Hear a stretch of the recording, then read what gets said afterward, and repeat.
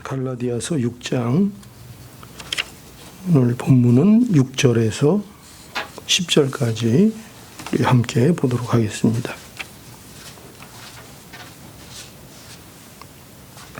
자, 하나님 말씀 이와 같이 기록되어 있습니다.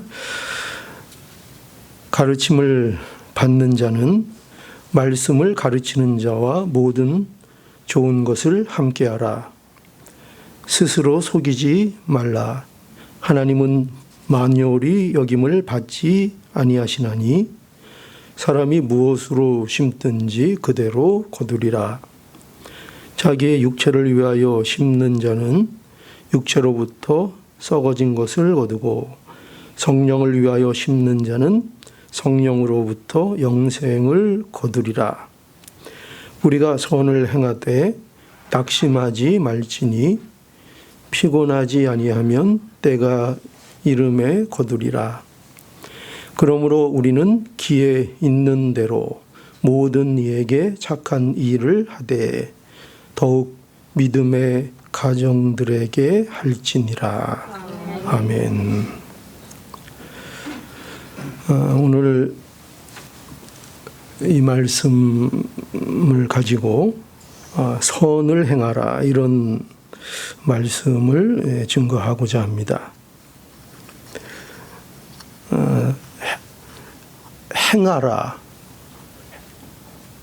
우리가 이 행한다 하는 것을 말을 하면 조금 그 거부감을 갖는 분들이 간혹 있습니다. 우리가 이 기독교는 은혜의 종교인데 은혜로 구원받고 또 심지어는 우리가 성화되어져 나아가는 것도 다 그게 은혜로 인해서 우리가 거룩하게 되어져 나가는 것인데, 근데 이제 행하라 이러면 뭘 이렇게 자꾸 하라고 하는가, 이렇게 행하는 거는 신앙과는 그 좀 거리가 있는 것이고 은혜와는 좀 거리가 먼 것이 아니냐, 이런 그 생각이 좀 들어서 행하라는 말을 그렇게 좋아하지 않는 성도들이 간혹 있습니다. 그러나 오늘 이제 그래서 제가 이제 좀 이렇게 반작용으로 선을 이제 행하라, 이렇게 행하라 하는 것을 제가 이제 제목으로 잡았는데요. 하나님은 그의 이제 자녀된 자들이 뭘 원하시는가 하면 선을 행하기를 원하십니다. 선을 행하기를 원하십니다. 하나님은 우리의 자유를 허비하지 않고 그 자유를 가지고 뭐를? 선을 행하기를 원하십니다. 그래서 오늘 이 본문에 보면 이 본문의 내용이 다 뭐냐 하면 선을 행하라는 것이 그 핵심 내용입니다. 거기 6절에도 보면 뭐라고 되어 있죠? 가르침을 받는 자는 말씀을 가르치는 자와, 여기 보면은 모든 좋은 것을 함께 하라라는 말씀이 있고, 그리고 9절에도 보면 우리가 선을 행하되 이렇게 되어 있습니다. 선을 행하되 낙심하지 말지니 행하되 이렇게 되어 있고, 그리고 또 10절에도 보면 그러므로 우리는 기회 있는 대로 모든 이에게 착한 일을 하되 이렇게 되어 있습니다. 착한 일을 하되. 그러니까 여기 모든 좋은 것을 함께 하라. 그죠? 좋은 것을 함께 하라. 우리가 선한 것을 행하라. 또 착한 일을 하되, 모든 이에게 착한 일을 하되. 그래서 주의 말씀으로 여기 보면 오늘 주신 말씀에 보면 선을 행하라 하는 것 우리에게 말씀하고 있습니다. 그래서 오늘 이 주신 말씀을 통해서 우리가 선을 행한다 하는 것 우리가 좀 깊이 생각하면서 이제 은혜를 함께 나누기를 원합니다. 오늘 여기 그 6절에 보면은요, 모든 좋은 것을 함께 하라 하는 말씀이 나옵니다. 6절에 보면, 자, 볼까요? 가르침을 받는 자는 말씀을 가르치는 자와 모든 것을 함께 하라. 이렇게 돼 있죠. 여기 보면은, 모든 것을 함께 하라 하는 것은, 이것은 그 복음의 일꾼들에 대한 그 어떤 지원 같은 것들을 말하는 것으로 일단 봅니다. 그렇게 많은 사람들이 해석을 하고 있습니다. 그러나 더 좋은 그 해석은 뭐냐면은 이 가르침을 받는 자가 가르치는 자의 그 말씀에 함께 하라는 것이 더 중요한 초점입니다. 그러니까 우리가 이 말씀 많이 여러분 좀 들어보셨죠? 가르침을 받는 자는 말씀을 가르치는 자와 모든 것을 함께 하라. 그러니까 이 말씀 우리가 예전부터 많이 들었어요. 그래가지고 좀 좋은 거 집에서 있으면 또 맛있는 거 먹을 때면 또 우리 목사님 생각이 나서 또 싸갖고 이게 오시고 그래가지고 너무들 주셔가지고 집에 참 많아요. 그 마음이 참 하나님 보시기에 기쁜 마음이죠. 그러나 이 말씀은 그런 것이 일차적인 근본적인 그 내용이 아니고 그런 것을 여기 주장해서 좋은 거 있으면은 그 복음 전도자한테 좀 잘 가져오고 또 좀 경제적인 지원도 좀 잘 해주고 그런 식으로 이걸 강조하는 말씀이 아니라 이 말씀은 핵심이 뭐냐면은 가르치는 자가 뭘 가르치겠죠? 말씀을 가르치죠. 그래서 말씀에 초점이 맞춰져 있어요. 그래가지고 말씀을 함께 하는 것에 초점을 맞추고 있는 겁니다. 그러니까 가르치는 자가 가르치는 자의 말씀, 그가 어떠한 말씀을 가르치고 선포하는가 하는 그 교회에서 목회자를 통해서 선포되는 말씀, 그 말씀에 동참하고 그 말씀의 보조를 맞추고 그 말씀과 함께 하기를 힘쓰는 일에 함께 해 주어라 는 것을 강조하고 있는 거예요. 그러니까 이게 좋은 일이고 이게 선한 일이에요. 그러니까 성령의 감동 아래 있는 자들, 성령을 조차 사는 자의 삶이 뭐냐 하면 거기에 대표적인 게 뭐냐? 말씀 안에 거하는 거예요. 말씀. 그러니까 말씀과 함께하는 거예요. 말씀으로 교제하고 말씀에 참여해서 말씀으로 같은 길을 걸어가는 거예요. 여러분, 이 기독교 공동체는요, 특징이 뭐냐? 가장 중요한 특징이 뭐냐면요, 말씀을 가르치고 말씀을 배우는 일이 그 중심에 있는 거예요. 그래서 여기 보세요. 가르침을 받는 자는 말씀을 가르치는 자와 모든 좋은 것을 함께 하라는 것은 여기에 뭐가 전제되어 있죠? 뭐가 전제되어 있어요? 이 공동체 안에 뭐가 전제되어 있죠? 말씀을 가르치는 자가 일단 있는 거고 그 말씀을 가르침을 받는 자들, 그 말씀을 배우는 자들이 있다는 것이 전제된 거예요. 그래서 이 말씀을 하시는 거죠.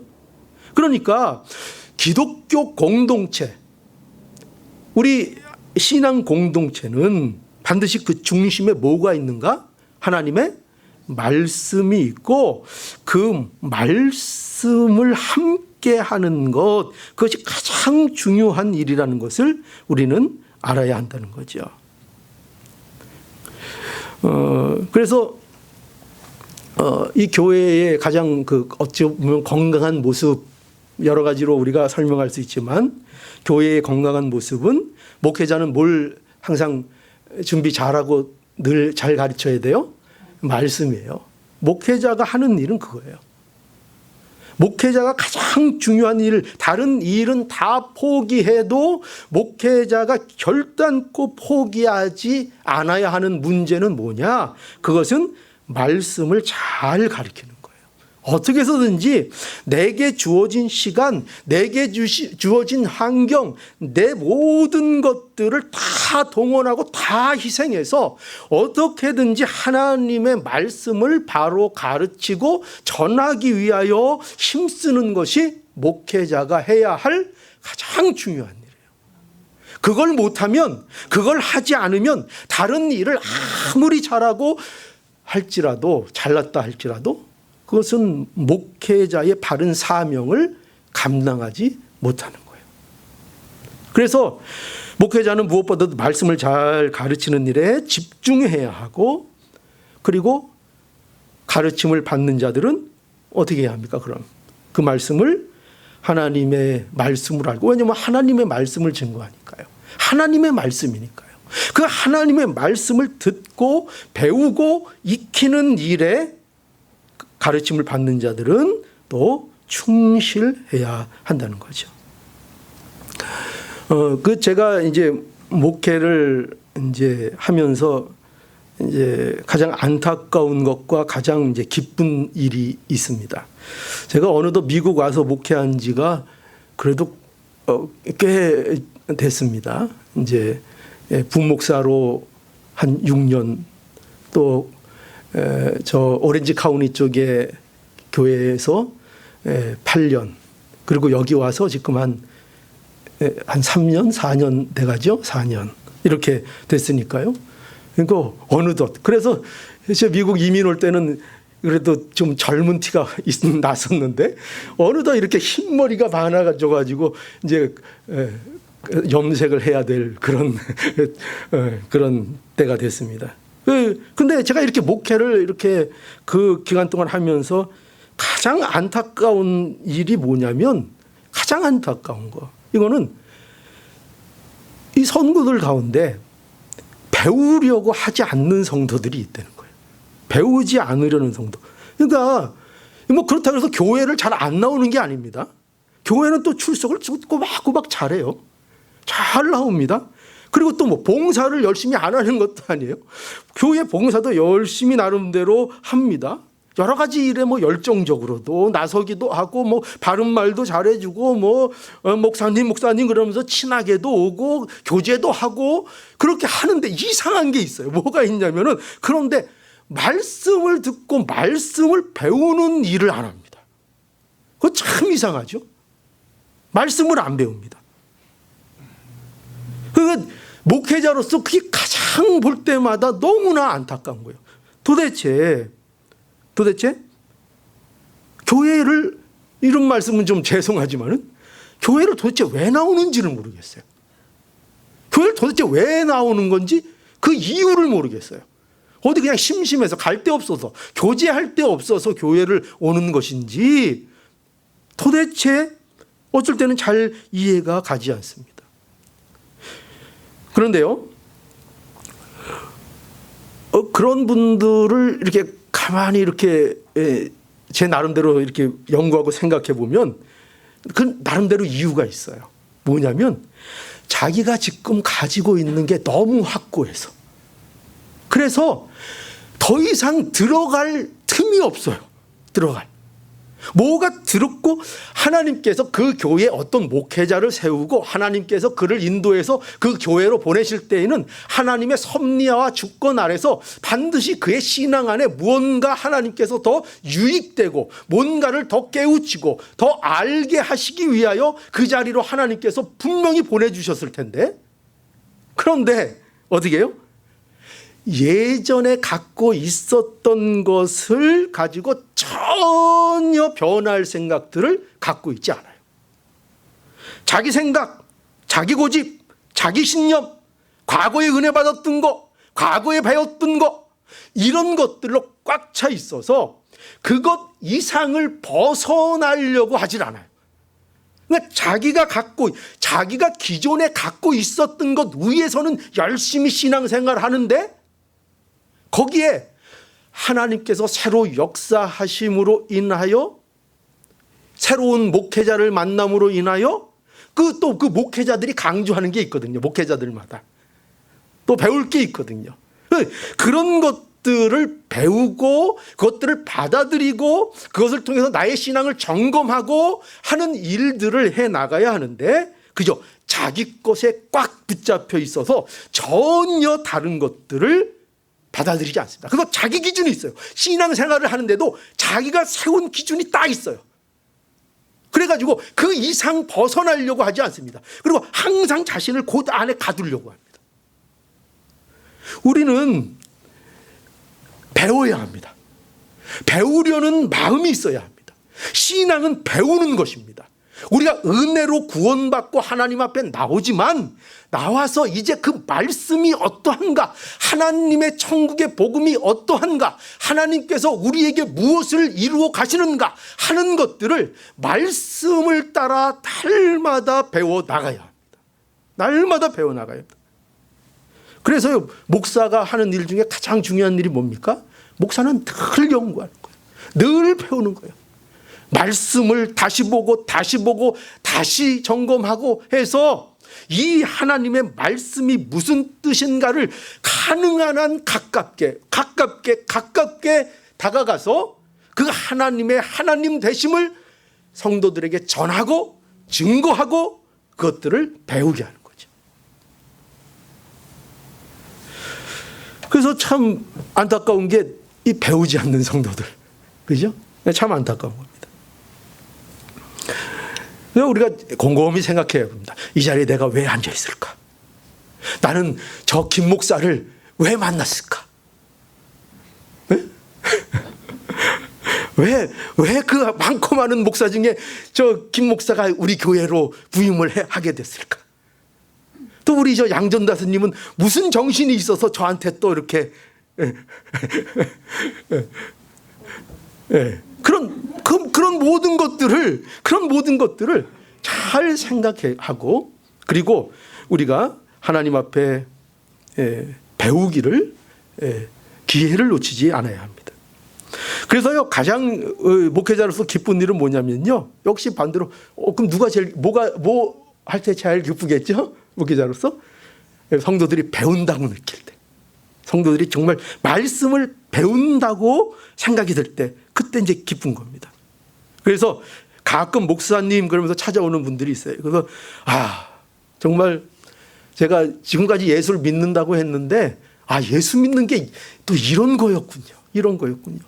그런 말을 할 때, 그런 말씀을 할 때 제가 또 기쁨을 느낍니다. 제가 기독교에 대해서 어떤 부분은 내가 잘못 알고 있었군요. 그런데 정말 뭔가를 다시 아는 것 같습니다. 배우게 될 때. 그래서 이렇게 배우는 분들을 볼 때에 참 목회자로서 참 이제 보람을 느끼게 되죠. 여러분, 누가 세상에 행복한 사람일까요? 누가 행복한 사람이에요? 돈 많은 사람? 자식 잘 된 사람? 다 행복하다고 얘기할 수 있겠죠. 그러나 성경이 말하는 행복한 게 뭐냐를 알아야죠. 성경이 말하는 행복은 뭐예요? 말씀 안에 거하는 거예요. 말씀 안에 거하는 거예요. 여러분, 시편 119편 우리가 이제 금요기도회마다 우리가 살펴보고 있는데요. 우리 한번 여기 제가 요번 기도회 때 증거를 했는데 오늘 말씀과 너무나 잘 연결이 돼서 우리가 한번 보지요. 시편 119편 한번 우리 가볼까요? 시편 119편.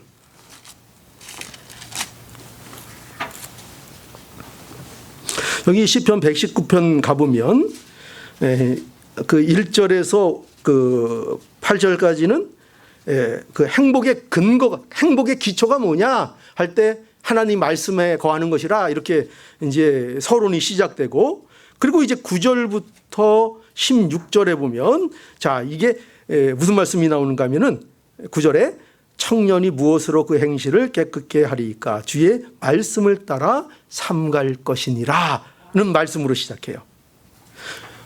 성도는 여러분, 우리 요 앞에 앉아 있는 요 나이 어린 요 친구들만 청년이 아닙니다. 요만 청년이 아니고 누가 청년이에요? 성경에서 말하는 누가 청년이에요? 성도들이 청년이에요. 성도들이 청년인데 여러분 이 청년이 무엇으로 그 행실을 깨끗히 하리까? 그러니까 성도가 되면 가지는 질문이 있는 거예요. 근데 그 질문이 뭐예요? 이 세상에서 어떻게 해야 행실을 깨끗하게 하면서 살 수 있습니까? 라는 질문이 나온다는 거예요. 여러분 성도가 되면은요 이 질문이 나오는 거예요. 예전에는 할 수 없었던 이 질문을 하게 되는 거예요. 왜요? 성도는 이제 새로운 사람이 된 거예요. 즉 청년이 된 거예요. 청년, 새로운 사람. 우리는 모두 죄로 인해서 죽었던 옛 사람들이었는데 그래서 뭐에 대한 질문이 없었어요? 어떻게 살아야 됩니까? 어떻게 우리가 깨끗하게 하나님 앞에 깨끗하게 행실을 하며 살아갈 수 있습니까? 라는 질문 자체를 할 수 없는 존재였다고요. 우리는. 그런 질문이 우리에겐 없었던 자들인데 이제 우리가 예수 그리스도 안에서 은혜를 받고 구원을 받고 보니 우리가 살아나 보니 우리가 이제 어떻게 살아야 하는가 할 때 그 행실을 깨끗하게 하는 자리에 우리가 들어왔다. 그러니 우리가 이제 어떻게 살아야 하는가, 어떻게 우리가 우리의 행실을 깨끗하게 하며 성도답게 하나님의 자녀답게 새로운 피조물답게 살아갈 수 있는가, 이 문제에 대해서 궁금하다고요. 이게 성도의 모습인 거예요. 그래서 이 질문을 합니다. 성도의 당연한 질문이죠. 자, 근데 그 답을 뭐라고 얘기해 주고 있어요? 주의 말씀 안에 주의 말씀을 따라 삼갈 것이니다. 주의 말씀을 따라 삼갈 것입니다.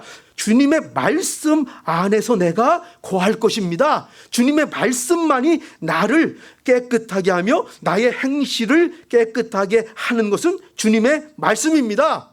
하나님의 말씀이 우리의 행실의 기준입니다. 이 말씀이 없으면 우리는 우리의 행실을 깨끗하게 할 수 없습니다. 우리의 힘으로는 우리의 행실이 깨끗해지지 않습니다. 않습니다. 그러니까 보세요. 우리의 힘으로는 안 됩니다. 나를 따라가서는 안 됩니다. 내 안에 있는 의를 가지고는 안 됩니다. 그러니 뭘 잡을 수밖에 없어요? 하나님의 말씀, 내 안에서 나온 것이 아닌 하나님께로부터 온 것, 하나님의 말씀을 받아야 그 말씀 가운데에서 비로소 우리가 올바른 방향을 찾고 올바른 행실을 하고 올바른 길을 걸어갈 수 있게 되는 거죠. 그 말씀. 그래서 믿는 자가 되면 뭐가 중요한 줄 알게 돼요? 말씀이 중요한 줄 알게 돼요. 믿는 자가 되면, 은혜 받고 구원을 받은 자가 되면 말씀이 얼마나 귀하고 소중한 것인가를 알게 되는 거예요. 자, 그래서 보세요. 여기 계속 보면 시편 119편 10절, 내가 전심으로 주를 찾았사오니 주의 계명에서 어떻게 하지 않게 해주세요? 떠나지 않게 해주세요. 말씀 안에 제발 제가 거하게 해주세요. 뭘 알기 때문에 그래요? 말씀이 나의 행실을 깨끗게 합니다를 알잖아요. 아니까 이 기도를 할 수밖에 없는 거예요. 주의 계명에서 떠나지 말게 하소서. 11절, 내가 주께 범죄치 아니하려 주의 말씀을 어디에 두었다고요? 내 마음에 두었나이다. 12절, 찬송을 받으실 여호와의 율례를 내게 가르치소서. 배우겠다는 거예요. 이 말씀들을 그냥 듣고 마는 것이 아니라, 읽고 마는 것이 아니라 그 말씀이 나의 말씀이 되도록, 정말 나의 말씀이 되도록 그 말씀을 배우겠다는 거예요. 가르쳐 주소서. 자, 13절 한번 볼까요? 여러분 한번 13절 우리 함께 읽어보세요. 그 시편 119편 119편 13절 한번 읽어볼까요? 시작. 주의 입의 모든 규례를 나의 입술로 선포하였으며. 14절, 내가 모든 재물을 즐거워함 같이 주의 증거의 도를 즐거워하였나이다. 여러분, 여기 이 시인은 뭐를 지금 즐거워하였다고 고백하죠? 하나님의 말씀을 즐거워했다고 고백하고 있죠. 사람들은 뭘 좋아해요? 재물을 좋아합니다. 사람들은 뭐를 즐거워해요? 재물을 즐거워합니다. 재물을 즐거워해요. 이 세상에 재물이 주는 즐거움이 얼마나 큰지 몰라요? 그래서 이 세상 사람들은 전부 다 재물에 대한 즐거움을 누리고 있습니다. 누려요. 그것보다 더한 즐거움이 없는 거예요. 그리고 이 세상 사람들은 뭐에 관심이 많아요? 그래서 재물에 대한 관심이 많습니다. 왜냐하면 재물이 주는 즐거움을 아니까요. 그리고 재물에 관련된 거는 잘 기억할까요? 못할까요? 다 기억하죠. 뭐 어디 가면 뭐가 싸고 또 투자를 어떻게 하면 얼마나 이익이 나고 요새 뭐 이자율이 얼마나 되고 뭐 이런 것들은 뭐 한번 들으면 잘 까먹어요, 안 까먹어요? 잘 안 까먹죠. 그죠? 재물에 관련된 거에 대해서는 늘 관심이 있고 늘 안테나가 서 있고 그것으로 늘 즐거워합니다. 그런데 우리가 뭐는 잘 기억 못해요? 말씀은 잘 기억 안 나죠. 그죠? 지난주의 말씀도 잘 기억이 안 나죠? 제가 갈 때마다 제 집사람한테 물어봐요. 오늘 설교가 어땠는가 꼭 확인을 해봅니다. 제가 꼭 확인을 해보는데도 어쩔 땐 제목도 모를 때가 있어요. 이건 뭐 제 집사람만 흉보는 게 아니고, 그리고 이 강단에서 이 정도로 얘기할 수 있다는 거는 그 사람의 신앙이 좋다는 전제하에 얘기를 하는 겁니다. 아무나 얘기하는 게 아닙니다. 네? 시험 안 들 사람. 여러분, 우리는 말씀을 이렇게 즐거워하진 않아요. 그런데 오늘 이 시인이 뭐라고 해요? 시인은 말씀을 내가 재물을 즐거함 같이 즐거워했다는 거예요. 그러니까 이거는 무슨 말인가 하면 굉장히 혈신적으로 얘기하는 거예요. 이 시인은 말씀에 대한 즐거움이 가짜가 아니라는 거예요. 그게 무슨 추상적인 얘기가 아니라는 거예요. 말씀을 즐거워하는 것이 무엇과 같은가 하면 내가 실제로 이 세상에서 물질, 재물을 통해서 즐거워하는 것처럼 실제적인 즐거움을 내가 말씀을 통해서 그 즐거움을 얻고 있습니다. 내가 이렇게 말씀을 즐거워합니다. 그렇게 고백을 하고 있다니까요. 여러분, 하나님의 말씀이 복이라는 것을 알아야 합니다. 하나님의 말씀같이 우리에게 유익이 되는 것이 없고 하나님의 말씀처럼 우리를 화목하게 하고 우리를 행복하게 하는 것은 없습니다. 이것을 아는 자는 말씀을 묵상하고 말씀에 주의하고 말씀을 즐거워하고 그 말씀을 내가 잊지 않겠다, 말씀 안에 거하겠다라는 마음을 가질 수밖에 없게 되는 겁니다. 여러분, 그래서요, 보세요. 그래서 오늘 본문 7절에 보면요, 뭐라고 말씀하고 있는가 하면요, 스스로 속이지 말래요. 스스로 속이지 마라. 볼까요? 7절. 스스로 속이지 말라.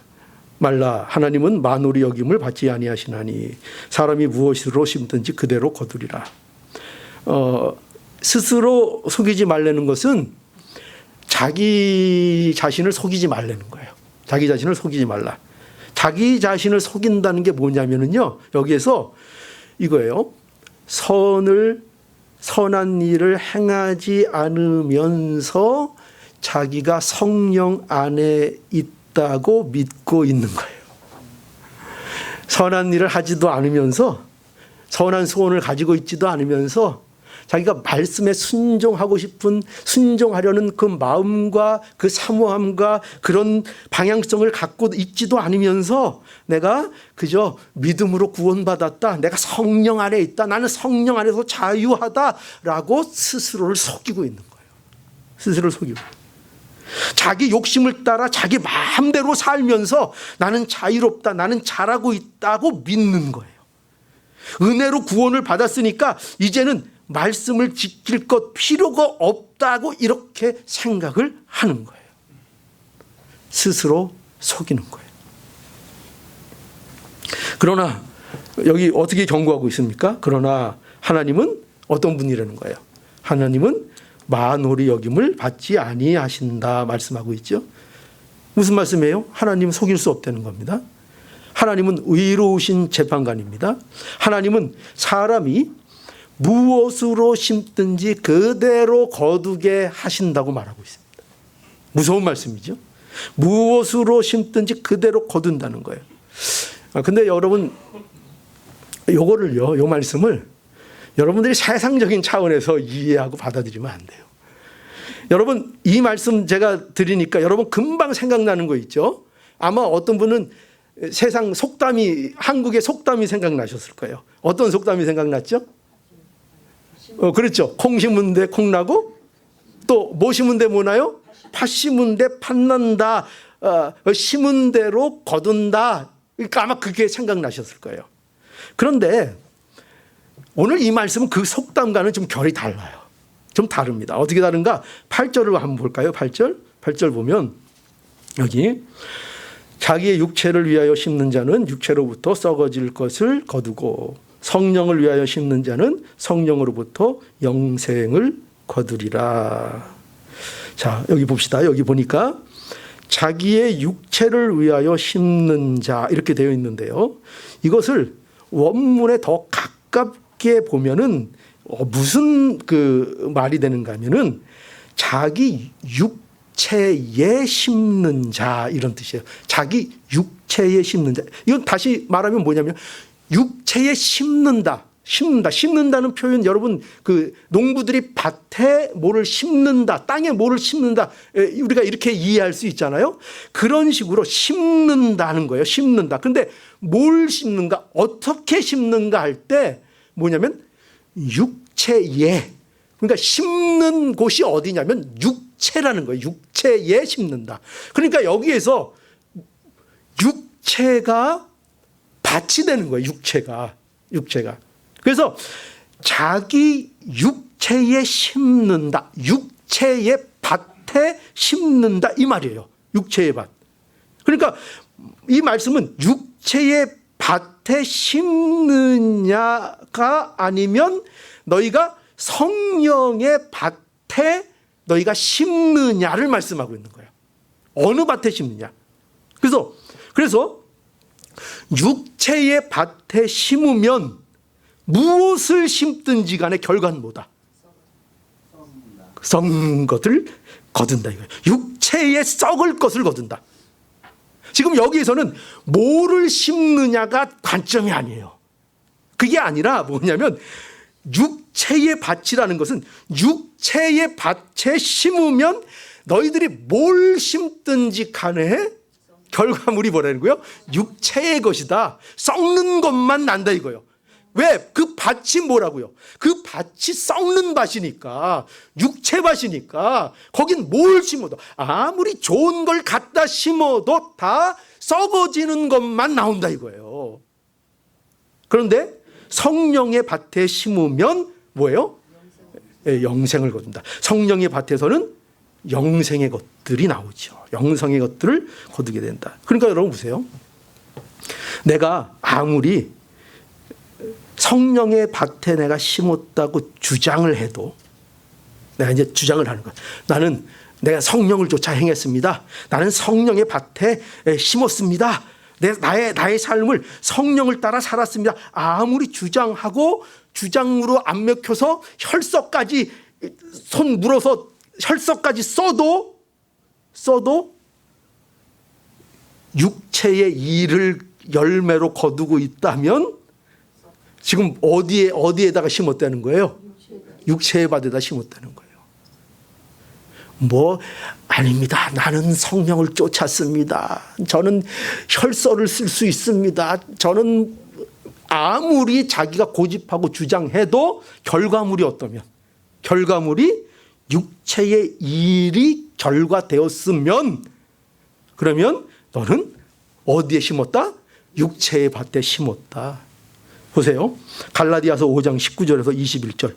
육체의 일은 현저하니 곧 음행과 더러운 것과 호색과 우상숭배와 술수와 원수 맺는 것과 분쟁과 시기와 분냄과 당짓는 것과 불리함과 이단과 투기와 술취함과 방탕과 또 그와 같은 것들이라. 육체 일들이 이와 같이 현저하다는 거예요. 이런 일들이 있다면 내가 아무리 성령을 따라 살았다고 해도 어디에 심은 거예요? 육체의 밭에 심었다는 거예요. 육체를 따라 살았다는 거예요. 반대로 22절 볼까요? 22절. 오직 성령의 열매는 사랑과 희락과 화평과 오래 참음과 자비와 양성과 충성과 온유와 절제니 이 같은 것을 금지할 법이 없느니라. 이러한 것이 있다면 그는 어떻다는 거예요? 성령의 밭에 심은 자라는 거죠. 이게 있다면.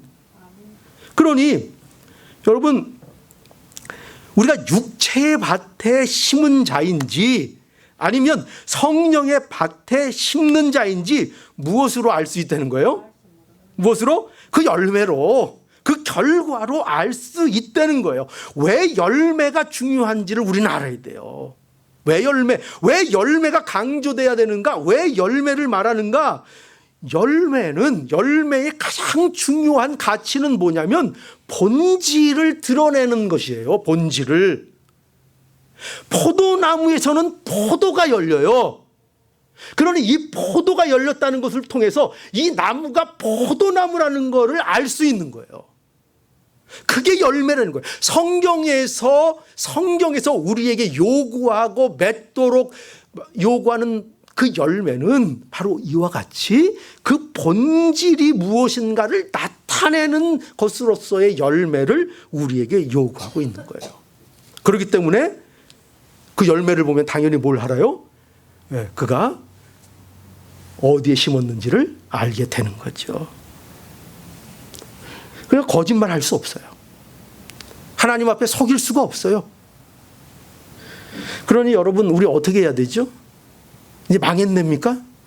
망했네. 아니죠. 아니요. 안 망해요.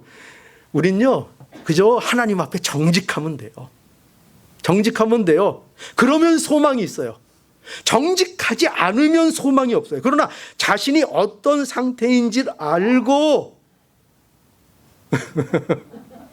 자기가 어떤 상태인지를 알고 하나님 앞에 정직하게 나가면 소망이 있습니다. 여러분, 다른 사람 보지 말고요. 누구를 살펴요? 자기를 살펴야 돼요. 근데 사람들이 이걸 못하죠. 다른 사람들에게는 이렇다 저렇다 하면서 자기의 모습을 보지를 않아요. 여러분, 보니까요, 그 아이들, 버릇없는 아이들 가르칠 때 보니까 저도 이제 이걸 TV나 유튜브 같은 데도 봤는데 그런 게 있더라고요. 거울요법이라는 게 있더라고요. 거울요법. 그러니까 이게 무슨 거냐면은 자기가 어떻게 행동하고 말하는지를 똑같이 보여주거나, 그러니까 그 아이의 행동을 그대로 이제 연기하는 사람이 그 아이한테 똑같이 하는 거예요. 그렇게 해서 그 아이가 자기가 다른 그들에게 어떻게 행동하고 어떻게 말하는지를 그 아이가 이렇게 느낄 수 있도록 해주거나, 아니면 그것도 안 되면은 그 아이의 행동과 말하는 것을 이렇게 몰래 찍어놨다가 그걸 이렇게 이제 보여주는 거죠. 왜 그걸 보여주나 하면은, 그래서 그 말과 행동을 자기가 당할 때 어떤 느낌을 갖는지 이제 알게 해주는 거죠. 왜 그렇게 해주죠? 왜냐면 모르니까. 자기는 혼통 그러면서 남들 어떤 거는 이렇다 저렇다 막 너무나 잘 보는데 자기가 그 사람의 한 10곱절은 더 하고 있는 사람이면서도 그걸 모르는 경우들이 너무나 많은 거예요. 너무나. 그게 인간이 가진 현실이에요. 그렇기 때문에 이런 이제 치료법이 이제 통한다는 거예요. 그래서 우리는 솔직해야 합니다. 내가 어떤지를 알아야 합니다. 내 자신이 어떤지를 알고 하나님 앞에 정직하게 나가면 됩니다. 자기에게 육신의 일이 나타나고 있다면 자신의 육체의 밭에 심고 있다는 것을 자기가 깨닫고 알고 정직하게 그 사실을 가지고 하나님 앞에 나아가 고백하고 돌이키는 길로 나아가면 됩니다. 그죠? 그러면 됩니다. 자, 그러니 이렇게 선을 우리가 행해야 하고, 그러면서 이제 9절을 보니까요, 또 뭐라고 얘기하는가 하면 우리가 선을 행하되 낙심치 말라 이렇게 또 말씀하고 있죠. 자, 9절 한번 볼까요? 9절. 자, 9절 우리 함께 읽어볼까요? 자, 시작. 우리가 선을 행하되 낙심하지 말지니 피곤하지 아니하면 때가 이름에 거두리라. 자, 이 말씀은 이제 격려의 말씀이죠. 우리를 이제 격려합니다. 그 선을 행하는 일에는 반드시 시험이 계속 따릅니다. 우리가 선을 행하기 위해서는 그 길을 걸어가고 신앙의 길을 걸어갈 때에는 거기는 항상 시험이 따릅니다. 그러나 그러한 선행을 행하는 일에는 여기 말씀에 의하면 반드시 보상이 따른다는 거예요. 반드시 보상이 있다. 때가 이름에 어떻게 한다고요? 거두리라. 그 결과가 있다는 거예요. 그러니까 그냥 우리가 선행을 행하고 선한 행실을 이 세상에서 하는 게 무슨 가치가 있어? 구원받았으면 됐지. 그렇게 우리가 생각할 수도 있는데, 그러나 성경은 뭐라냐면 때가 그러한 선한 행실에 대한 그 결과를 거둘 때가 있다고 말하고 있어요. 놀랍죠? 그래서 시편 126편 5절에도 보면 눈물을 흘리며 씨를 뿌리는 자는 어떻게 거둔다고요? 기쁨으로 거두리로다. 기쁨으로 거두리로다. 거두는 날이 있다는 거예요. 그래서 우리는 이 말씀을 통해서 반드시 마지막 날이 있다는 걸 알아야 합니다. 중요합니다. 그러니까 우리 성도들은 전부 다 종말론적으로 살아가고 있는 거예요. 마지막이 있다는 것을 우리는 늘 기준하여 살아가고 있습니다. 그래서 고린도후서 5장 10절, 이는 우리가 다 반드시 그리스도의 심판대 앞에 드러나 각각 선악간에 그 몸으로 행한 것을 따라 받으려 함이니라. 여러분 이거 알아야 되는데 뭐냐면요, 앞으로 그 날이 옵니다. 그 날이 오는 건 확실합니다. 그런데 세상 사람들은 그들의 죄로 인하여 임할 저주와 형벌이 그들에게 영원한 형벌이 될 것입니다. 영원한 형벌. 영원합니다. 형벌이 이만큼 받았으면 됐어로 끝나는 것이 아니라 죄로 인한 형벌은 영원입니다. 그래서 왜 우리에게 하나님이 귀중한 분이신가 하면은 하나님은 그 영혼의 문제를 해결할 수 있는 유일한 분이시기 때문에 그렇습니다. 왜냐하면 하나님이 영원하시니까요. 하나님의 모든 속성이 영원합니다. 하나님의 사랑, 하나님의 인자가 무한하십니다. 영원하십니다. 그러므로 그 안에서 우리는 우리에게 임한 저주와 형벌이 모두 우리에게는 해당되지 않습니다. 왜냐하면 하나님의 자비와 인자가 영원하시니까요. 형벌이 영원한데 하나님의 인자심이 유한하면 우리는 그 유한함이 끝날 때 그 형벌에 다시 들어가게 될 것입니다. 그러나 하나님의 하나님의 인자심은 영원하셔서 우리에게 쏟아질 영원한 저주와 형벌을 다 덮습니다. 이게 하나님의 영원하심입니다. 그래서 여러분, 세상 사람들은 죄로 인하여 어디에 들어가요? 영원한 저주와 형벌. 그리고 믿는 자들은 이제 믿는 자로서 그의 행실에 대한 심판이 있습니다. 이걸 알아야 됩니다. 이것이 바울이 믿는 자들에게 자꾸 선을 권하는 이유입니다. 선을 행하라. 여러분, 그 행위를 말하고 말씀을 지키라 이렇게 하면 율법적이라는 말을 하시는 분들이 있어요. 율법적이다. 그런데 여러분 보세요. 이 율법적이라는 게 뭔지 가끔 보면 뭔지 잘 모르시면서 이제 얘기하시는 분들이 많더라고요. 여러분 제 입에서 언제 말씀을 지켜서 구원받아야 됩니다, 이렇게 여러분들에게 말씀드린 적 단 한 번이라도 있나요? 말씀을 지켜야 여러분들이 구원받고 천국 백성 됩니다, 그렇게 말씀드린 적 한 번이라도 있습니까? 그런 적 없습니다. 언제 우리의 힘으로 말씀을 우리가 지킬 수 있다고 말씀드린 적이 있습니까? 아닙니다. 저는 그렇게 가르친 적이 없습니다. 그런데도 율법적이라는 거예요. 여러분, 말씀을 지키고 순종하라는 것처럼 은혜적인 게 없어요. 이게 은혜입니다. 왜 그렇습니까?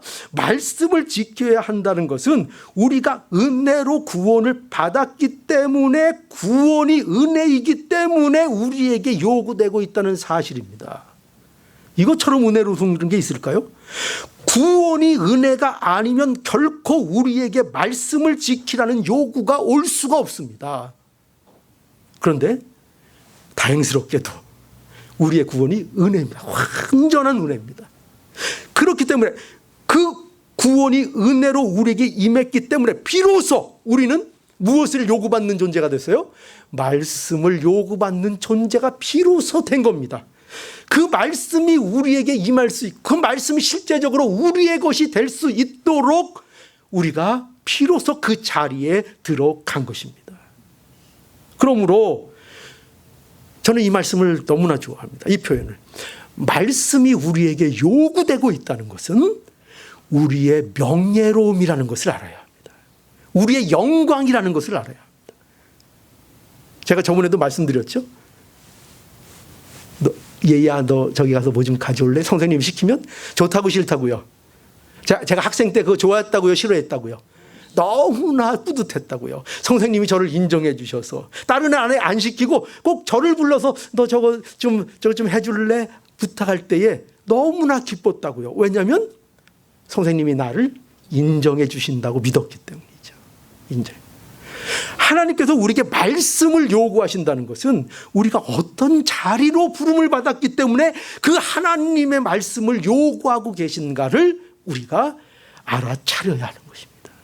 너무나도 영광스러운 거죠.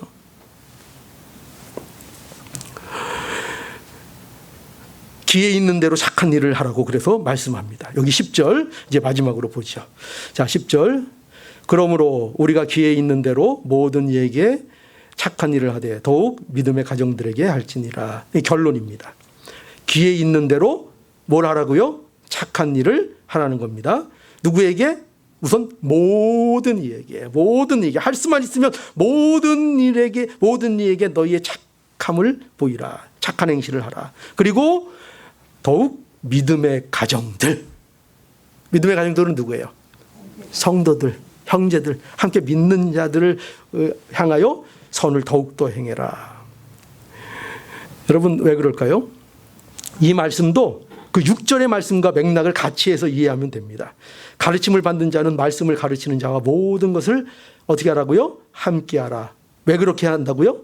말씀이 중요하니까. 그죠? 같이 하라. 이처럼 무엇보다 성도들에게 선을 행하라는 것은요, 그가 성령 안에 있다는 증거이기 때문에 그것을 요구하고 있는 것입니다. 성도는요, 한 몸이 되었다는 겁니다. 이걸 아는 겁니다. 성도는 한 몸입니다. 서로를 귀하게 여기는 존재가 된 것입니다.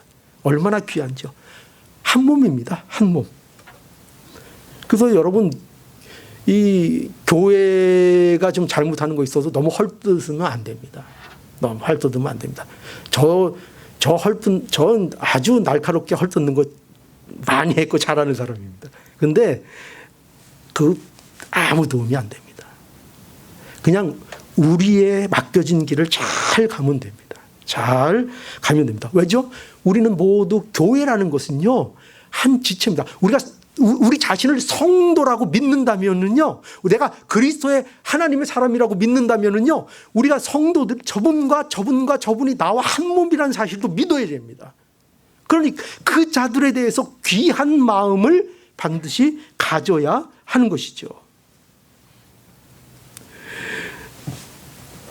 그래서 기회가 되는 대로 어떻게 하라고요? 선을 행하라. 더 믿는 자들에게 선을 행하라. 여기 기회가 되는 대로 이 말은요, 이런 말이 아니에요. 너희들 뭐 사정되면 좀 힘을 한번 써봐라. 이런 말을 하는 게 아니에요. 기회가 있으면 한번 해봐라. 이런 것이 아니라 이 기회는 뭘 얘기하는가? 우리가 살아있는 인생을 얘기하는 거예요. 네, 우리가 살아있는 인생. 시간 없지? 너 시간 있을 때 좀 성도들한테 좀 잘하고 기회 생기면 좀 해. 이런 얘기가 아니라 우리가 살아있는 동안 뭘 해야 되냐? 선한 일을 해야 한다는 거예요. 우리의 인생이 기회라는 거예요. 우리에게 주어진 이 삶의 시간이 우리에게 주시는 유일한 기회라는 거예요. 우리의 인생이 무언가를 해야 할 때라는 거예요. 기회라는 거예요. 끝나면 할 수 없어요. 여러분 제발 착각하지 마세요. 나는 목사님 여기는 그냥 대충 살고 천국 가서 열심히 신앙생활 할래요. 무슨 개떡 같은 소리를 하고 있습니까? 여기 신앙생활은요, 여기에서 인생 가운데서 내게 주신 시간 가운데서 하는 거예요. 그게 유일한 기회입니다. 유일한 기회. 우리는 선한 일을 할 기회를 놓치면 안 됩니다. 우리의 선한 일을 행하는 것은 반드시 주님께 기억되며 우리의 영원한 복이 될 것입니다. 예, 영원한 복이 된, 그렇게 성경이 약속하고 있습니다. 이것을 믿고 오늘도 성령의 밭에, 그렇죠? 우리는 이게 항상 이 갈림이 있어요. 육체의 밭에 심을 거냐, 성령의 밭에 심을 거냐, 우리는 이 늘 갈림길에 있습니다. 우리는 오늘도 어디에 심기를 심어야 되겠어요? 이 성령의 밭에 우리의 모든 것을 심는 자가 되어서 선한 행실을 가지고 나아가고 힘쓰는 자가 되어서 선한 열매들, 이 모든 열매들이 우리의 인생의 밭에 잘 맺혀지는 복된 우리 교회가 될 수 있기를 간절히 바랍니다. 예, 자, 기도하시겠습니다.